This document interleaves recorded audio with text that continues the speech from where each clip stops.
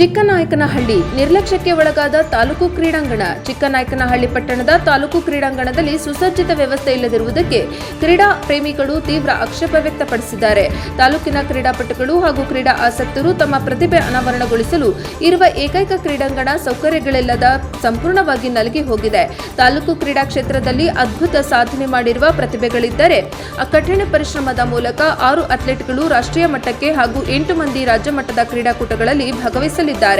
ಸುದೀರ್ಘ ಸಾಧನೆಯ ಇತಿಹಾಸವಿದ್ದರೂ ಕ್ರೀಡಾಪಟುಗಳಿಗೆ ಓಡಲು ಇಲ್ಲಿ ಸುಸಜ್ಜಿತ ಸಿಂಥೆಟಿಕ್ ಟ್ರ್ಯಾಕ್ ಆಗಲಿ ಅಥವಾ ದೈಹಿಕ ಸದೃಢತೆಗೆ ಆಧುನಿಕ ಜಿಮ್ ವ್ಯವಸ್ಥೆಯಾಗಲಿ ಇಲ್ಲ. ಕ್ರೀಡಾಪಟುಗಳು ಉನ್ನತ ಸ್ಪರ್ಧೆಗಳಿಗೆ ಸಿದ್ಧರಾಗಲು ಸಿಂಥೆಟಿಕ್ ಟ್ರ್ಯಾಕ್ ಸೌಲಭ್ಯವಿರುವ ದೂರದ ನಗರ ಪ್ರದೇಶಗಳಿಗೆ ವಲಸೆ ಹೋಗಿ ತರಬೇತಿ ಪಡೆಯಬೇಕಾದ ಪರಿಸ್ಥಿತಿ ಎದುರಾಗಿದೆ. ಸದ್ಯ ಇರುವ ಕ್ರೀಡಾಂಗಣದ ಮೈದಾನ ಕನಿಷ್ಠ ಸಮತಟ್ಟಾದ ನೆಲವನ್ನು ಹೊಂದಿಲ್ಲ. ಮೈದಾನದ ತುಂಬ ಉಬ್ಬು ತಬ್ಬುಗಳಿವೆ. ತರಬೇತಿ ಅವಧಿಯಲ್ಲಿ ವೇಗವಾಗಿ ಓಡುವಾಗ ಆಯ ತಪ್ಪಿ ಬಿದ್ದು ತೀವ್ರವಾಗಿ ಗಾಯಗೊಂಡಿರುವ ನಿದರ್ಶನಗಳು ಸಾಕಷ್ಟಿವೆ. ಸರ್ಕಾರ ಹಾಗೂ ಕ್ರೀಡಾ ಇಲಾಖೆ ಕ್ರೀಡಾಂಗಣಕ್ಕೆ ಕನಿಷ್ಠ ವಿದ್ಯುತ್ ಅಥವಾ ಹೈ ಮಾಸ್ಟ್ ದೀಪಗಳ ವ್ಯವಸ್ಥೆಯನ್ನೂ ಕಲ್ಪಿಸಿಲ್ಲ.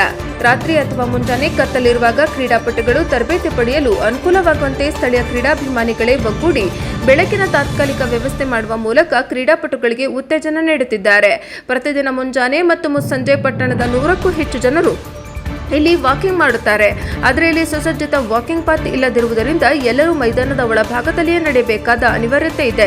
ಇದೇ ವೇಳೆ ಮೈದಾನದ ಒಳಗೆ ಯುವಕರು ಫುಟ್ಬಾಲ್ ಹಾಗೂ ಕ್ರಿಕೆಟ್ ಆಡುತ್ತಿರುತ್ತಾರೆ. ಹಾಗಾಗಿ ಅಲ್ಲಿಯೂ ವಾಕಿಂಗ್ಗೆ ತೊಂದರೆಯಾಗುತ್ತಿದೆ.